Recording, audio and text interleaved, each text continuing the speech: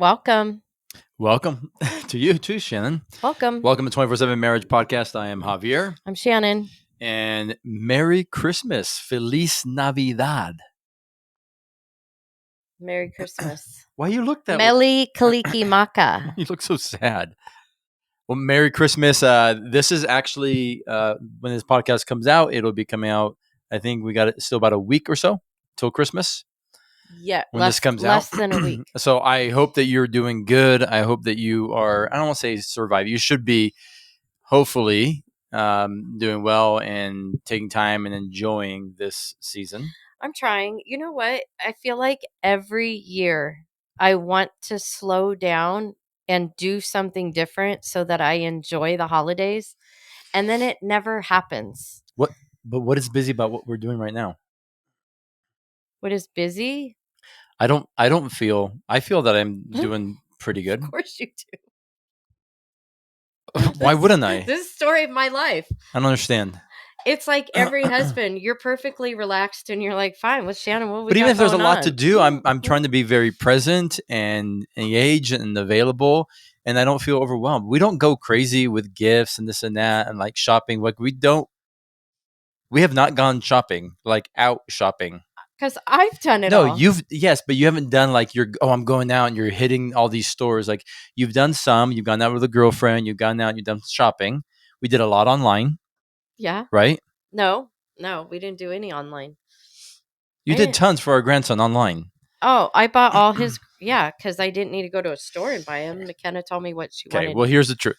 I do not like shopping, period. And so, and we're also, we don't go. This isn't about shopping. No, I know. I'm just saying in general. I mean, I'm sure there's people that can agree with me. Like that me and Shan do not necessarily always agree on this, but I don't like the consumerism of Christmas. I don't agree. That's fine. But people, and we say it all the time. We talk about it, but people make the focus like gifts and what we're getting, and then people then feel obligated because that person gave me a gift. I wasn't expecting that, and I got to get them something. I don't fall into that. If you get me a gift, that's really kind and sweet of you. I'm not going to feel obligated that I have to get you a gift in return. I hate that feeling. I know, but I didn't ask for. I don't need any. Listen, if you're listening to this, I don't need anything. Do you know that it happened to us once? We were maybe married a year, and our two friends, I won't say their names, they came over to my mom and dad's house. Maybe, we were just married, and they came over with gifts for us, and we were like, "Oh, thank you!" And we opened them, and they were kind of. You could tell there was an awkward moment of silence because we didn't have any gifts to give them. I didn't buy them. I don't buy every single friend on my friend list We do not. a gift. I am the gift that they get. I am the gift. My friendship should be a gift to you. Well, your friendship's really good. I'm just not. I told Michelle that if either one of us should get a refund, it should be her on my friendship. You're the better friend. Listen, I just don't. I believe we get caught up in the consumerism, and I love when we give gifts. Like so this year, not a plug, and whether you agree with it or not, like we gave the kids a gift of like a memory, which was we all went to Disneyland with the new grandson, with everybody, all the kids, like, and it was great. We had a great time, and that was their gift, and it was a memory as opposed to just a tangible thing. Now, yes, Shan does stocking stuffers and get some little stocking gifts and all that, but I'm just not one to get caught up in the consumerism. I want to be able to enjoy. I do like Christmas, the lights and the beauty of it and like all of that. Like I do really enjoy that. Here's what I'm talking about, because we're going to circle all the way back to why it's hard for me, is because I'm the one that has to do all of the meal planning, plus our other daughter and her boyfriend are coming into town, and I don't want to eat out 7 nights a week. So I have to strategically plan all the meals, where they're going to get cooked at, what time, and where we're going to eat. And do you enjoy it? It's a little overwhelming. But you used to enjoy it. Javier, this is not Okay. about me not enjoying cooking. I'm just saying. You're just saying You what? used to enjoy it.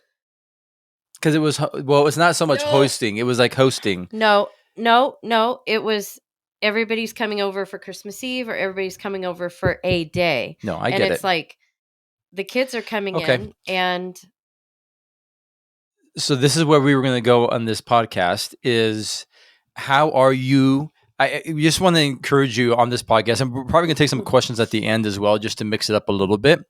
That people that our listeners and someone on Instagram have sent in. yeah, I think we at times have to reset because this can be a moment during Christmas and into New Year's that can derail some people and can derail marriages. Honestly, contention, arguments, disagreements.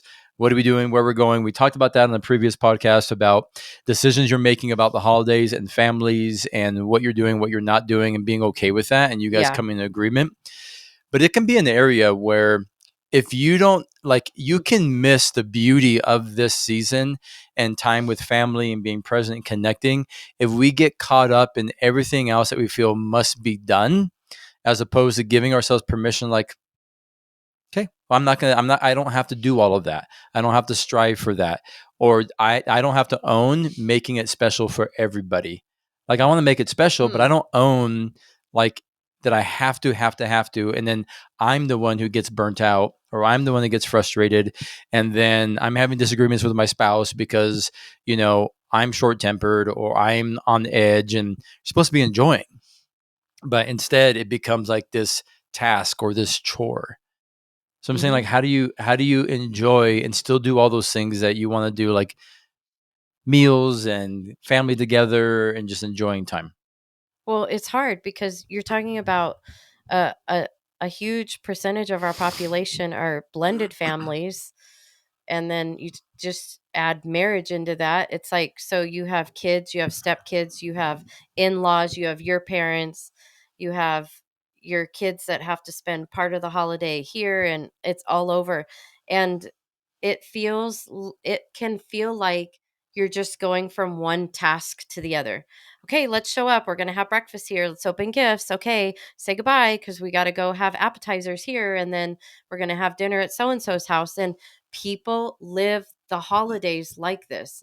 It doesn't usually happen with like Thanksgiving or other holidays. It just usually is around Christmas. And then what I think about is we roll right into the next week and we're at New Year's Eve and New Year's Day, which aren't big holidays, and Yeah. we kind of do our own thing. But for me, it's that whole we're not going to a bunch of places. We're going to one place, and it's just all of the meal prep. And I know that my girls will help me, but still it's like, Mom, Dad, I gotta go shopping. I gotta make a grocery list. Yeah. We've Yeah. got to hit probably two different markets. We Yeah. already hit Costco My yesterday head keeps getting cut off, Shannon, because the video has to be a certain place for your stature. So now because if you put I it got to down, shrink. I would be Okay. way down here. So what I'm saying is I think it's an important topic that if as you're listening to this is, how are you showing up for Christmas? Are you showing up anxious, stressed, worried, feeling obligated? How are you showing up? That then trickles in to your relationships in every other area. Because if Yeah. you're already in the place where, like, I got to do this and then we've got this and I still got to buy that gift here and I got to go here and I got to do that. What is the point? Like, you're not enjoying, you're missing out. I know people who can do all those things and they just really enjoy it. They're present, they love shopping. I don't know what it is, but they love going out in busy stores and being around everybody and shopping, and that's death to me. We used to know somebody Like, who shopped on the 24th. oh She sweet loved it. Moses, And like I she was, loved it. And I'm like, no. Okay, if that's you and that works for you and that gives you peace and you love doing that, that's great. What I'm saying is, like, for the majority of us, how do you show up and be present? Like, do all these things and maybe say no to things. So I'm asking you, like, how can we yes. help people? Because again, it's going to overflow into your relationships. And we have seen couples who get frustrated, get angry, get upset with one another. She's not even enjoying, she's not even present. He's not, whatever it is, he's not Yeah. helping, he's not that. So there's two sides, right? Men step up, help a little bit more. Maybe you engage and you ask, can I take some of that list from you, honey, so you can have some more time? Yeah. What are you building in to give yourself rest? How are you showing up for the holidays? Like, that's a question I want you to ask yourself. Well, I think the first thing that we can do, here's our Christmas gift to everybody. We give you permission to say no. That's a gift right there. Let's all say it together. No. No. And I know what you're going to say. So and so, fill in the blank, is going to be upset with us. Mm. So and so is going to Let be them be upset. upset. We're not there for dinner, Oh, or it's we're too not bad. there in the morning, or we're not there at night. And you have to protect your nuclear family. You have to protect your spouse and your children and what you desire to do. And that can be scary because maybe you have in-laws or your parents kind of railroad you, and they kind of passive Guilt you. aggressively guilt you into doing things, and you've done them for so long, but now you can put down your foot. And it doesn't have to be an event. It doesn't have to be this grandiose moment. It can just be, I love you guys. Yeah. This is when we're going to be able to spend time with you, and Yeah. I'm so looking forward Yeah. to that time we're going to spend together. But on this day at this time, this is what we're doing as a family. And if they don't like it, that's on them. You don't own or carry the responsibility or the burden of somebody Yeah. being upset with Well, you. listen, I used to, like, this was a struggle for me because I want to be liked. And I felt an obligation, like, well, we need to go there and we need to make sure we're seeing these people and then we're doing this. And they'll be upset if we don't show up. And now, like, it doesn't matter. Like, I love them or I love you. We tell people these are our plans or where we're going to be. And if they're not happy with that, I don't own that. Like, this is what's healthy, what's good for us, and putting boundaries and not saying yes to everything. Yeah. And so again, I'm asking you, can you help people understand, like, if they're stressed, if for a woman and you're carrying a lot, like, how can you walk in healthy? How can you walk in a good place and maybe even communicate to your spouse the areas where you need help? Like, how can they do that? Well, I think that's one of the areas is that we expect our husbands, and maybe after a certain amount of years, that they would just know, or that they would get clued in, and they don't. And it's okay to set expectations.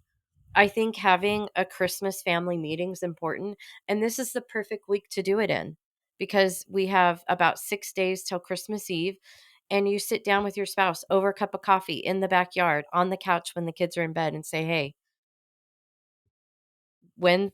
Tuesday and Wednesday are going to be chaotic. These are the things that we have going on, but I want to protect our time. And I want to make sure that if we say we're going to leave an event at this time, this is what we're going to do.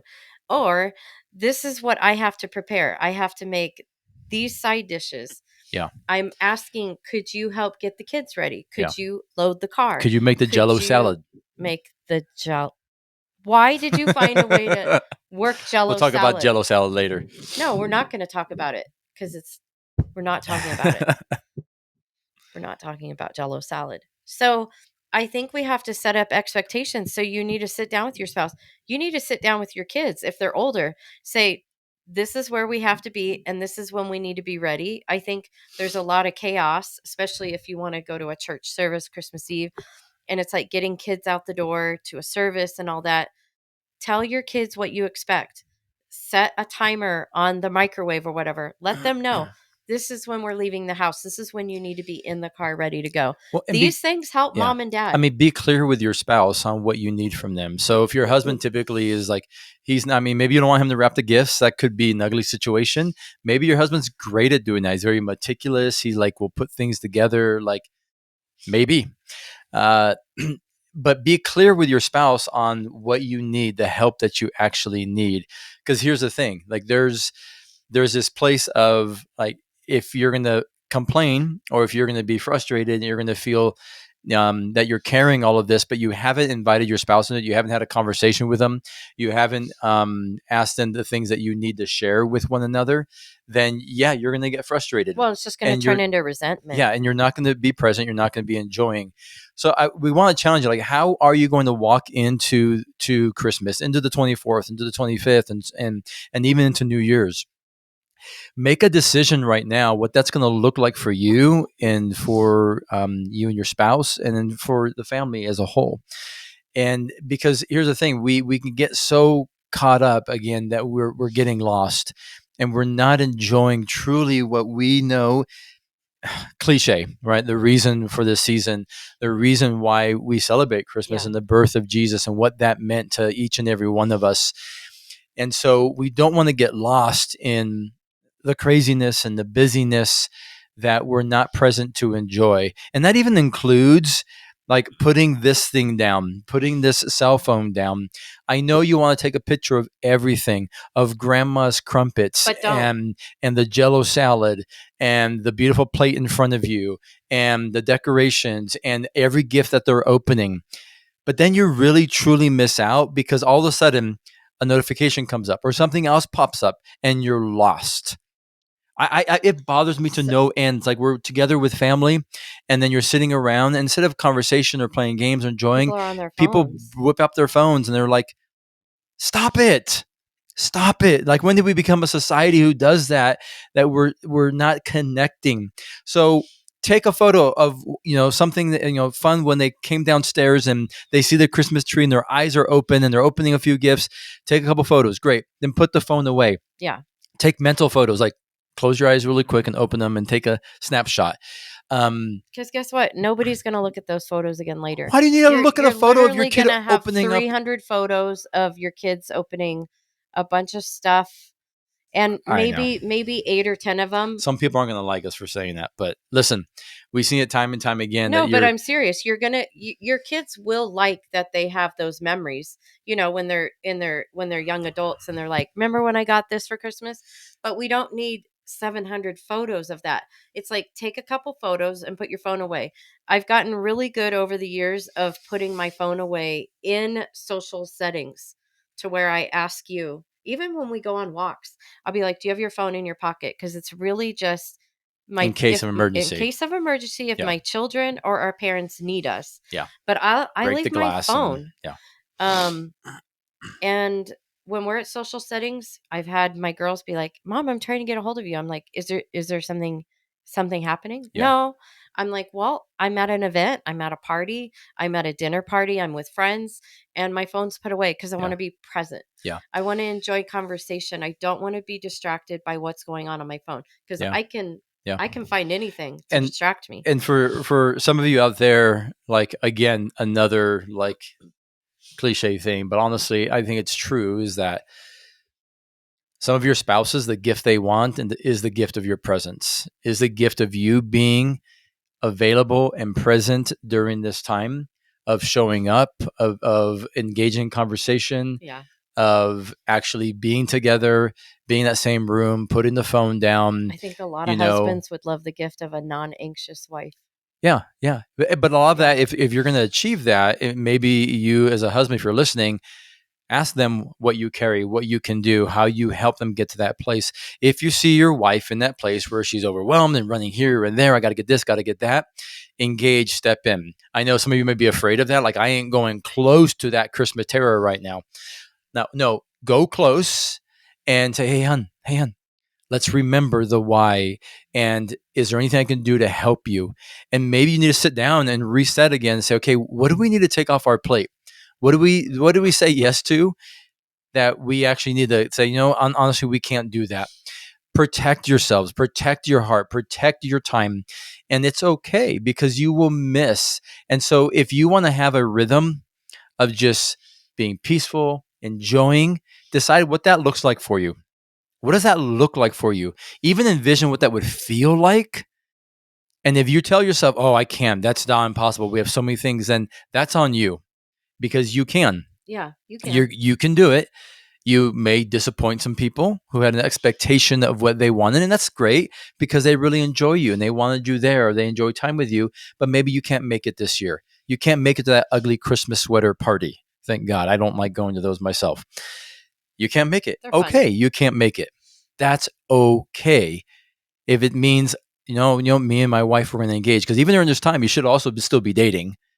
You should still take your wife out on the date. You should still try to keep up on all the intentional things you've been doing to invest in your marriage, Yeah. and just not put it on the shelf because it's Christmas, Yeah. or coming to the end of the year.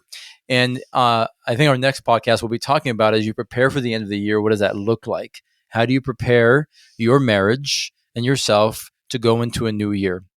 Even though it's just a flip of the calendar page, there's that sense of something new and a fresh start, if you will. So we'll Hmm. talk about that. But is there anything else you want to add on this? No, do you want to take some questions that we got?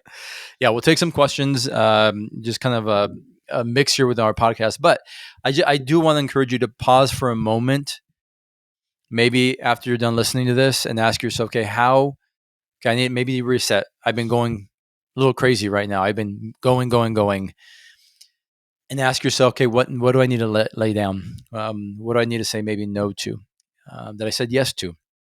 How do I want at the end of Christmas on the 26th that I wake up and I say, man, that was so good. I felt so connected, available, present. Or are you going to wake up on 26 and say, I'm exhausted. That was so much work.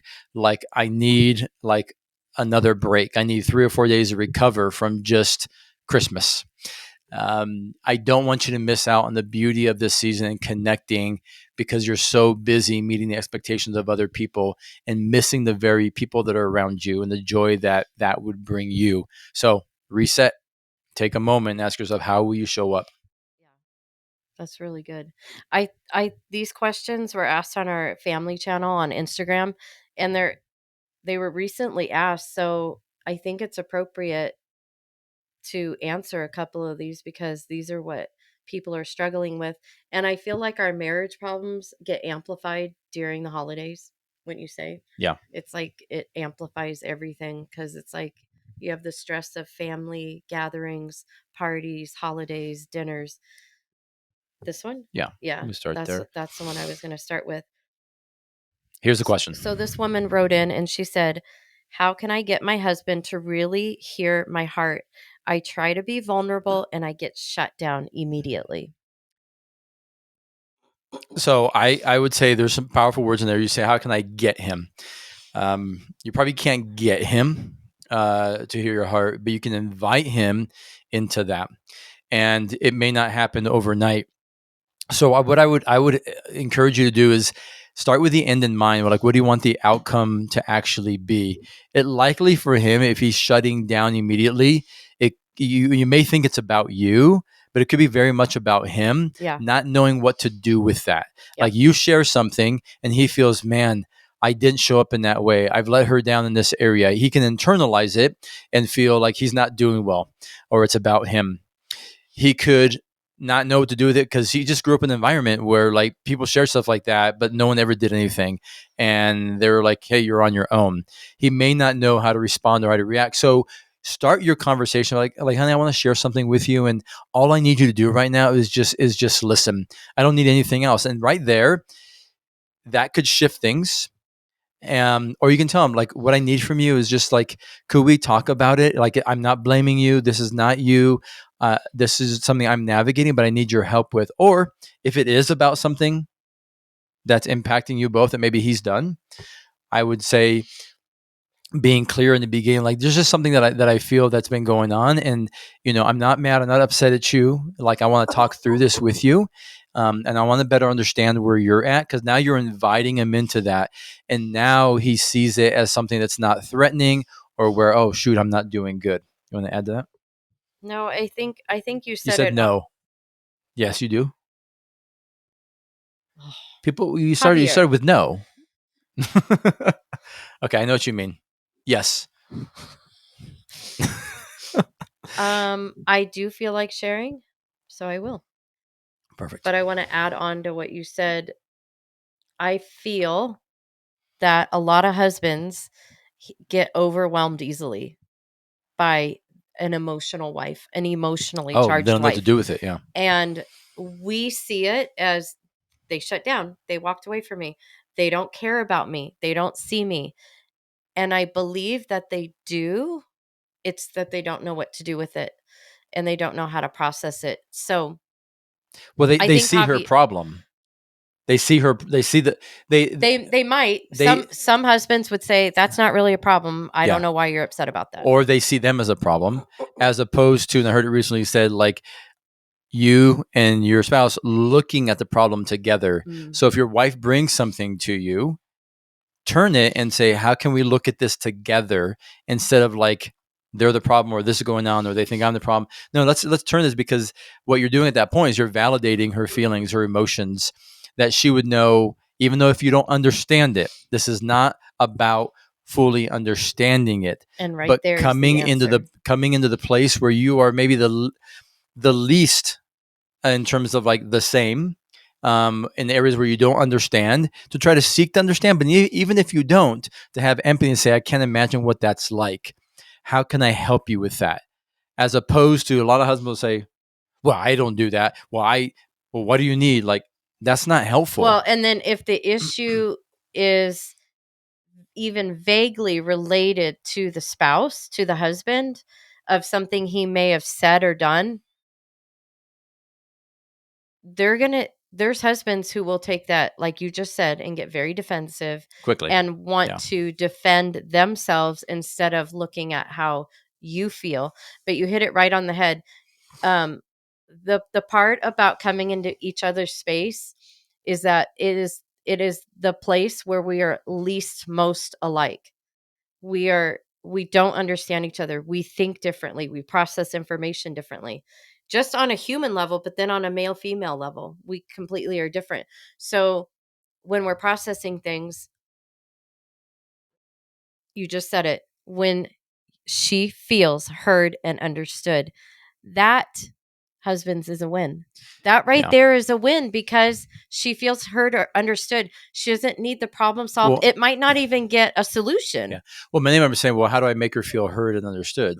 Like, what would you need me to do so you feel heard and understood? Okay, so let's role play right now. I'm going to share something with you. Okay. Okay. Sure. Okay, Pookie, I really feel that um sometimes when you're at the sink and you're doing dishes or you get done cleaning up, um your eyes are averted from that cute little sponge holder that I have, so that our sponge doesn't grow bacteria and we get sick, and you vomit and have diarrhea because there's bacteria on the clean dishes. And for some reason the sponge can't make it back there. It always ends up in the bottom of the sink. Seriously, Shannon, like, why is that important? I don't need to put the sponge back. That doesn't matter. Like, it's no big deal. It doesn't matter. I feel disrespected. I feel like you didn't hear anything I said All right. and you Well, didn't validate it's any just of a my sponge. feelings. Okay. So you see that, like, all I did at that moment was tell her that's not important. That's not important. It's not And it important to shouldn't be me, and it important to shouldn't be be an important issue, to you. and it shouldn't be something you care about. Like, it's a small little thing, but I shut her down. Now, a good response is say, okay, what I do hear you saying is that it's important to you, and I recognize I haven't done that well, and I'm doing better, and I probably need some grace when I do forget to do it, because I'm just trying to wash and off I go really quick. Um, so if you could help me with that and just have a little grace when but I understand why it's important to you, and it is to me as well. I'll make sure I do better with that. Like, that's really simple to do that, uh, as opposed to like. And here's the thing too: if you're not watching this, or you're just listening, when she started, I was making faces like, what is she talking about? Like, why is she going there? That also is part of What you're communicating to receiving, me. because all of a sudden now, if I'm making those faces and I'm in that posture, I'm already telling her it doesn't matter. Like, why are you saying this? This is dumb. I'm already going there with my expressions. So, all of that together, I would just encourage you, men, if your wife is sharing, you're being vulnerable, or she's being vulnerable, lean in, pause, don't internalize it. This is about you and something you're doing wrong, but turn and look and say, hey, how can we do this together? Like, I'm sorry that, like, how can I do better with that? It's a sponge. And ultimately, The thing is at never the the end of the thing. day, if I kept doing it, Shan will have to make a decision like, man, it's something that he's probably never going to, he just always And forgets I it. already And I have. know it's not his heart. And I No. know he's not trying to Yeah, be malicious. I know he's not exactly. going like sponge drop and walking away. Like, I know he's not trying to do Yeah. that. It's So it's just the thing we always are talk we about. really going to Die on this hill. camp there? No, she's going to be Yeah, like, well, there he it's goes fine. again with the sponge. I'll put it back. And then off you go. Yeah. And then the times that I remember, she can say, "Yeah, thank you so much that you put the sponge back." Like we can make fun of it, but it's also like, are we really going to choose to like camp there? You know, it's like so. These are just the things that we just embrace. And so, do you want to do one more quick one? We can do one more quick one. Okay. So I don't know. Hopefully that was helpful as you guys. Listen, this comes into like, especially during the holidays, as your spouses are sharing things with you, even about your plans and the things that you're working on. I think it's important that you guys have discussions that are hopefully productive, and you feel you're both being heard. All right. My wife and our 5 kids at home, we can't seem to find time to talk anymore. How can we make time when life seems to be taking all of our time? So I did respond to that question in our family channel. here's the thing: is that you have the ability to tell your time where to go. Yes. Time does not get to dictate what you do. You actually get to tell time what to do. That's not And going to be a popular answer. no, nobody wants. Everybody wants a sexy answer. Here's the thing: every season of your life is different, Yeah. and it's busy. And so I have this thing where I don't like when I ask people, "Hey, how you doing?" "Oh, busy." I know everybody is. Stop saying that. Stop saying it. We We all are. so we need We're to all find a new busy. adjective. Well, if you're really asking me how they're doing, wait for the answer, or don't ask. What do you say when people ask you how you are?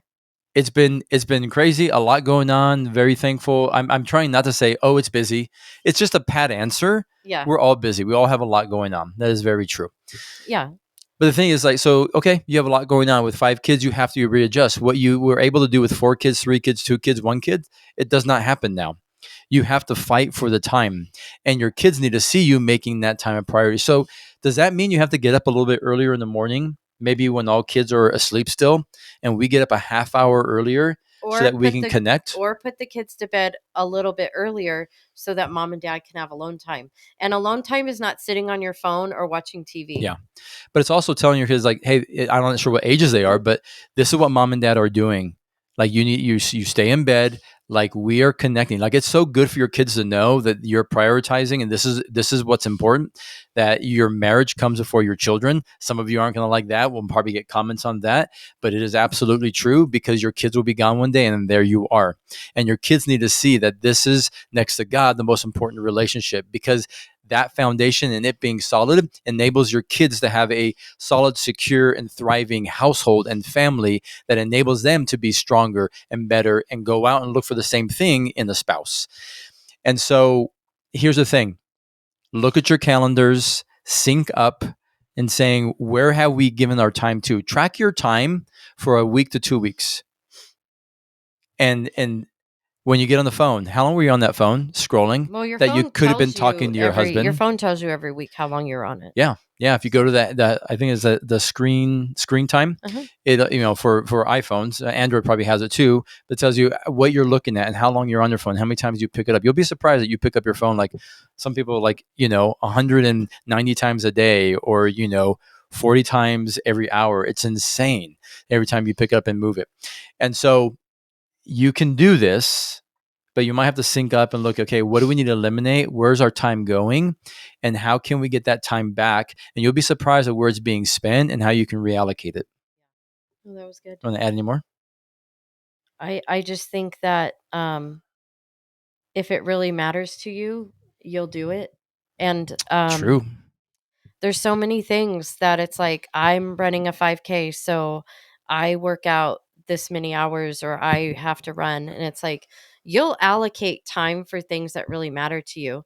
I think that we get married and we slowly drift into the lane of uh this almost like casual marriage mindset of they're there, We love each other. Yeah. We're just busy. We've Nice got 5 busy. kids and just a lot going on. I'm And, gonna slap you. when they're all moved out, we'll finally get to spend time together, finally go on vacation. And um, let me tell you, that is a recipe for disaster because you have to remember that you have a very present enemy who is working overtime to destroy your marriage.